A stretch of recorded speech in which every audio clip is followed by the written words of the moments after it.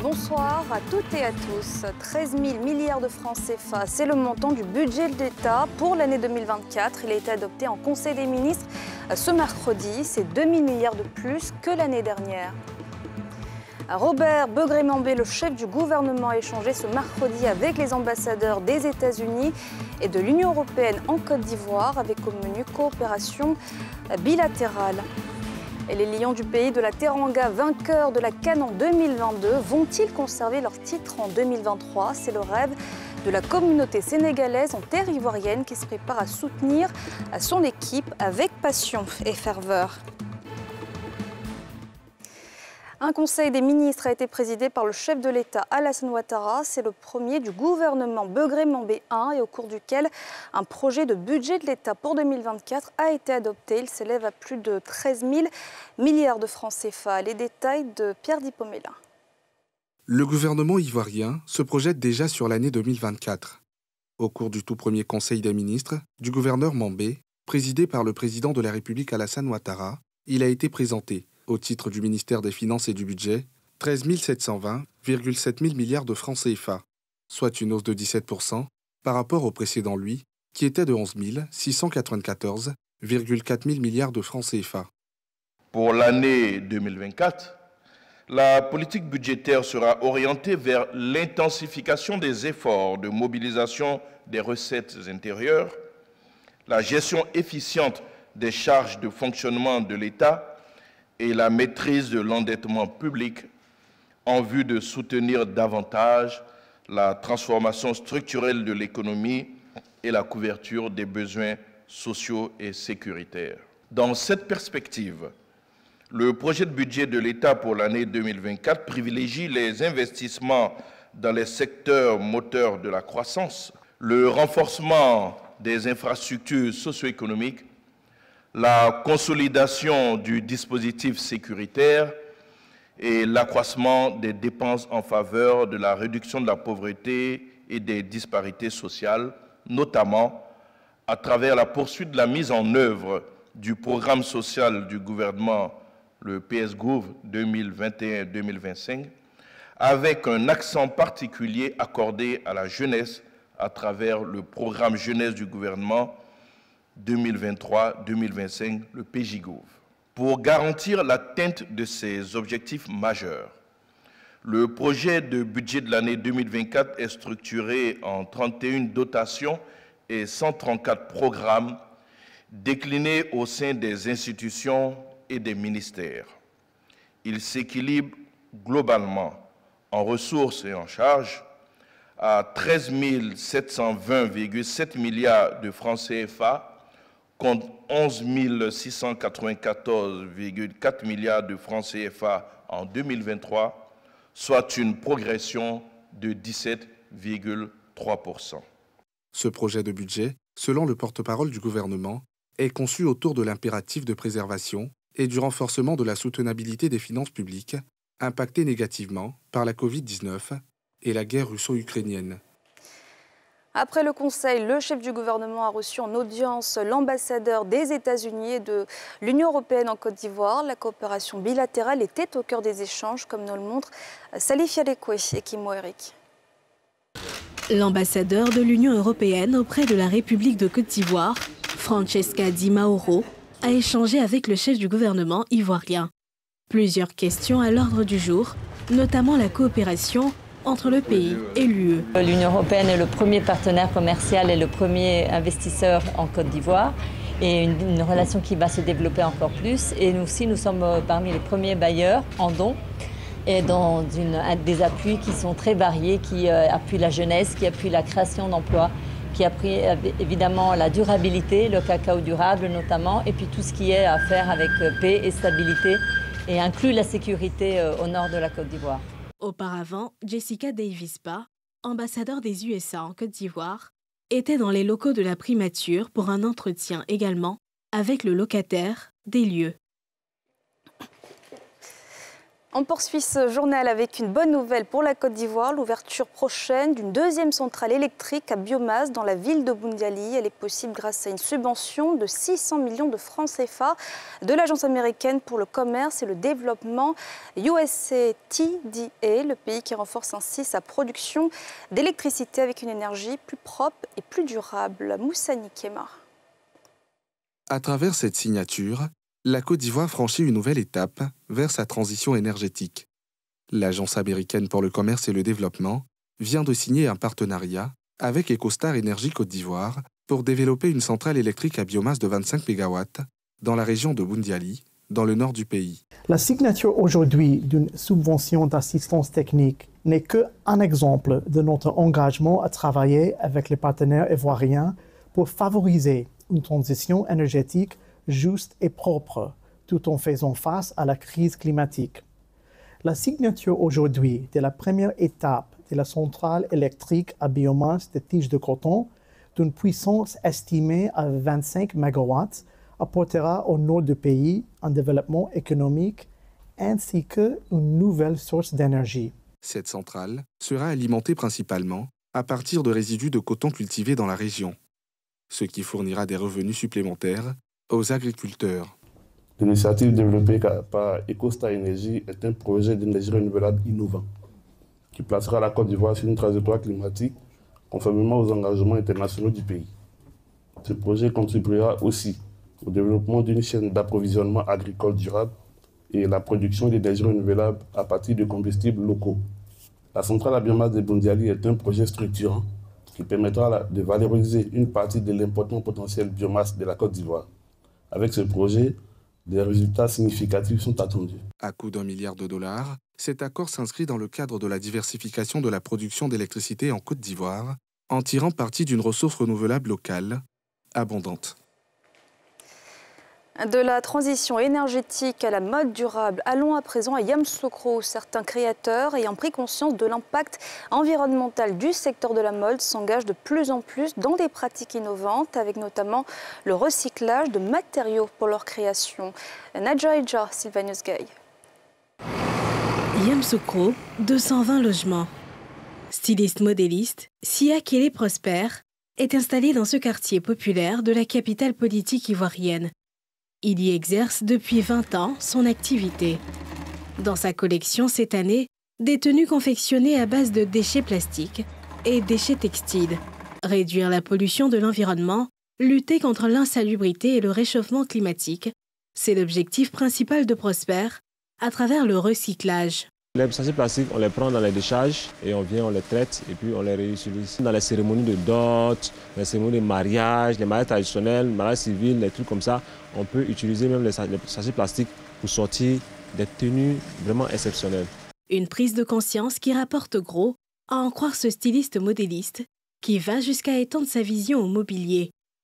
À l'arrière-cour de son atelier, il fabrique également des fauteuils, tables et tableaux de décoration à partir de pneus et sachets usés. Il emploie au total pour ces deux activités 10 personnes. Il faut se mettre au recyclage et avec le recyclage, c'est vrai, on ne dépense pas trop, mais ça permet quand même de pouvoir créer de l'emploi. Ça peut créer de l'emploi.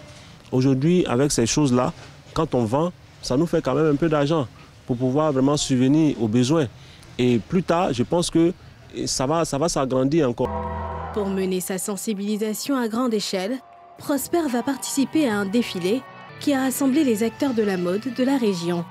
Des acteurs parmi lesquels Hortense Kofi, coiffeuse, qui a décidé d'exposer des perruques tirées d'objets recyclés. C'est notre manière de travailler pour montrer à l'État que nous sommes de cœur avec lui pour pouvoir recycler certaines choses, pour redonner vie à ce qu'on trouve que c'est du déchet. Pour les personnes et ONG qui prennent part à cet événement, l'initiative est à saluer. Les déchets ne sont pas une catastrophe naturelle, ça ne tombe pas du ciel, ça ne pousse pas du sol. C'est les humains qui les jettent là où il ne faut pas. Il suffit de les mettre là où il faut et le coin sera propre. Donc c'est ce combat-là qu'on doit faire. On s'attaque à la source, on ne s'attaque pas aux effets. Imaginez qu'on utilise désormais les pneus pour faire des salons. Parce que tout le monde va s'offrir des salons. Et si ces artisans-là font des salons qui a apporté de tout le monde, Il n'y aura plus ces ordures-là qui vont traîner dehors. Il faut même aller plus loin dans cette dynamique en intensifiant la sensibilisation. Cette rencontre des acteurs de la mode s'est tenue dans le cadre du Festival international de mode et de recyclage. L'événement est à sa 2e édition et est meublé par des conférences, des défilés de mode et des expositions en vente. Et les Sénégalais en Côte d'Ivoire se préparent à accueillir les Lions de la Teranga en janvier. Oseront-ils défier le destin en conservant leur titre en 2023? C'est le souhait ardent de leur premier supporter en terre ivoirienne qui s'organise déjà pour faire vibrer les tribunes à Yamoussoukro. Bénédicte Silué, Chèque Bleu. Pour le premier tour, les Lions de la Teranga seront basés à Yamoussoukro dans la poule C en compagnie du Cameroun, de la Gambie et de la Guinée. À Treichville, où est installée une forte communauté sénégalaise, on anticipe l'arrivée des joueurs et des supporters de Dakar et de toutes les grandes villes du Sénégal. On se prépare très bien. On a préparé les dépenses de la CAN, tout ça. Tout est déjà préparé actuellement. On attend l'heure pour partir à Yamoussoukro seulement. Puisqu'on connaît Abidjan déjà, on va découvrir Yamoussoukro. Donc c'est très important pour nous. Voilà. C'est une excellente ville aussi. Ceux qui vont quitter ici pour aller là-bas, pour le loger, la nourriture, les billets, tout ça là, on est en train de prévoir comment on va s'organiser. Puisque tout le monde ne peut pas partir, on va obliger de faire des fan zones ici pour que ceux qui ne peuvent pas partir pouvoir regarder ici le match comme si on était ensemble. Si ses supporters sont enthousiastes, Chérif Bousso, lui, redoute la distance. Ce jeune homme aurait aimé avoir son équipe faire son premier match à Abidjan. Après le tirage, quand j'ai vu que le Sénégal ira jouer à Yamoussoukro, franchement, ça m'a fait décourager d'une manière. Mais bon, tout compte fait, Abidjan, Yamoussoukro, bon, c'est la même chose là, à peu près la même chose. Voilà. Mais si c'était Abidjan, pour moi, ça allait être bien chaud même, encore bien chaud. Peu importe la distance, on tient à voyager avec les Lions. Depuis 4 mois, Padé Sambalam se prépare. Nous étions même à Yamoussoukro la semaine passée, essayer de sensibiliser la jeunesse et chercher des sites où nous allons recevoir les jeunes venant du Sénégal pour supporter l'équipe nationale. Et puis on est arrivé, on a mis un comité d'organisation en place. En 1992, nous avons accompagné la Côte d'Ivoire au Sénégal et Dieu a fait qu'il a pris son étoile au Sénégal. Donc je me suis dit que c'est ici que le Sénégal va prendre son 2e étoile. La CAN 2023-2024 se déroulera du 13 janvier au 11 février 2024. Elle verra 24 équipes s'affronter. Le Sénégal, vainqueur de la précédente CAN, mettra son titre en jeu. À la rencontre d'un homme à Bondoukou, dans l'est de la Côte d'Ivoire, qui casse les codes sans gêne ni complexe, en embrassant une activité généralement exercée par les femmes, celle de la vente de bananes et d'igname braisé. Coup de projecteur sur ce vendeur inspirant qui attire l'attention grâce à son audace et également à son dévouement. Le reportage de Mardoché Kwasi. Carrefour du lycée 1 et 2, à Bondoukou, dans l'est de la Côte d'Ivoire. Mais Kwame y exerce un métier pour le moins inhabituel, celui de vendeur de bananes et d'igname braisé, une activité d'ordinaire réservée aux femmes à laquelle il s'adonne sans aucun complexe. À travers ces petits travaux-là, on peut gagner nos pains. Au lieu de mendier, on peut s'en sortir. Non, je n'ai pas de complaisance parce qu'il n'y a pas de travail pour femmes, il n'y a pas de travail pour garçons. Parce que dans la vie, là, il faut savoir où tu veux aller. Ce fait pour le moins inhabituel ne passe pas inaperçu. Ses clients, mais aussi les personnes qui passent par le lieu de vente de Kwame, sont tous sous le charme de ce jeune qui a décidé de prendre son destin en main. Certains en achètent pour l'encourager à poursuivre son business, quand d'autres ne tarissent pas d'éloges à son égard. J'achète aussi, parce que voir un homme vraiment en train de faire le métier des femmes, c'est encouragé. Et moi, vraiment, ça me plaît. Je tiens sincèrement à encourager le frère, que lui-même, s'il est engagé, c'est qu'il a déjà surmonté beaucoup de préjugés, le regard des hommes, s'il est là aujourd'hui. Donc, ce que nous pouvons faire, qu'il continue dans ce sens-là. Autre particularité du point de vente de Kwame, un espace de restauration pour clients qui désirent consommer sur place. Son objectif, moderniser son business et l'étendre à travers toute la ville, ce qui nécessite des moyens conséquents que le jeune espère trouver auprès des pouvoirs publics en cette année 2023, consacrée à la jeunesse. Et hier marquait le début de la première édition de la semaine des médecins volontaires de Côte d'Ivoire, une première remplie d'actions sociales dont la réhabilitation de l'infirmerie et du dortoir des enfants de l'orphelinat de Bingerville. Issa Koné, Zécré Joseph. Infirmerie et dortoir des enfants de l'orphelinat de Bingerville, rénovés. À ces travaux s'ajoutent des dons de médicaments et une vingtaine de matelas pour permettre aux enfants de dormir dans de meilleures conditions. Ces enfants peuvent désormais compter sur le soutien des donateurs. L'orphelinat, justement, comme nous sommes conscients du fait que ce sont des enfants orphelins qui sont dans ce cadre-là, notre action s'inscrit justement dans l'accompagnement de ces enfants-là. C'est pourquoi nous avons décidé de mener l'action humanitaire ici. Deuxième élément, pourquoi nous avons décidé de réhabiliter le dortoir, parce que quand nous sommes rendus sur les lieux, on s'est rendu compte que c'est là qu'il y avait plus de besoins. Raison pour laquelle nous avons commencé par la réhabilitation du dortoir pour permettre à ces enfants d'être dans de meilleures conditions, mais en même temps d'être aussi bien soignés pour leur permettre justement d'avoir une vie épanouie. Une action qui vient raviver la flamme de l'espoir de ces enfants vulnérables. Je prends la parole au nom de mes amis et moi. Nous disons merci au groupe des médecins d'être venus faire de la peinture de notre établissement, de nos dortoirs. Grâce à vous, nous dormons bien, nous mangeons bien. Les responsables de l'établissement saluent l'initiative et le choix porté sur l'institution. Des médecins qui ont laissé leurs activités professionnelles pour, à côté de cela, se mettre ensemble pour faire un don de soi d'abord, voilà. Et puis ils ont pensé à l'orphelinat, venir poser une action caritative, c'est vraiment une joie pour nous. D'autres activités du collectif, notamment le don de sang et le dépistage du cancer du sein, seront au rendez-vous durant toute la semaine. Qui a tué le chauffeur Yango? C'est le hashtag qui prend de l'ampleur sur les réseaux sociaux. Il y a 10 jours, un accident de la route s'est produit à Cocody, causant la mort d'un chauffeur de VTC. Depuis, de nombreuses interrogations planent sur l'identité de l'auteur de la collision qui aurait pris la fuite, ainsi que sur le silence des autorités autour de l'affaire. Les détails de Stéphanie Poté. Qui a tué le chauffeur de Yango? Ces dernières heures, cette question fait le tour des réseaux sociaux. Le hashtag « Qui a tué le chauffeur de Yango » enflamme la toile et est repris tant par les personnalités publiques que par des anonymes. Les internautes ivoiriens expriment ainsi leur indignation suite à la mort d'un chauffeur de taxi survenu dans la nuit du samedi 14 au dimanche 15 octobre 2023. Selon plusieurs internautes, l'accident impliquerait un artiste en vogue dans l'univers musical. Des suppositions générées par l'identification de la voiture ayant causé la mort du chauffeur, elle avait été utilisée dans l'un des clips vidéo de l'artiste en question. Présent sur les lieux du drame, l'un des témoins a accepté de relater les faits via un enregistrement sonore. Le Yango, lui, il essayait de tourner du côté de Côte d'Ivoire Télécom là. Il essayait de tourner pour venir dans notre sens.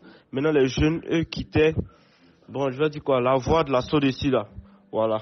Ils passaient par là. Et puis, ils ont heurté le chauffeur de Yango. Quand ils ont heurté le chauffeur de Yango, la voiture du chauffeur a commencé à tourner sur elle-même. Et il y avait des trous sur la route. Je pense que le trou a bloqué le pneu de la voiture. Donc, ça a retourné complètement la voiture. Maintenant, après ça, les airbags des chauffeurs de la Mercedes se sont gonflés dans la voiture. Donc, on n'arrivait pas à bien les identifier. Quand ils sont descendus, on voit que les silhouettes. Quand ils sont descendus, c'était 3 jeunes. Ils se sont mis à courir, ils sont rentrés dans le quartier. En Côte d'Ivoire, selon les chiffres officiels, le nombre de morts sur les routes est d'environ 1200 par an et le nombre de blessés, plus de 21 000. Ce drame de plus rappelle aux populations l'importance du civisme routier en Côte d'Ivoire.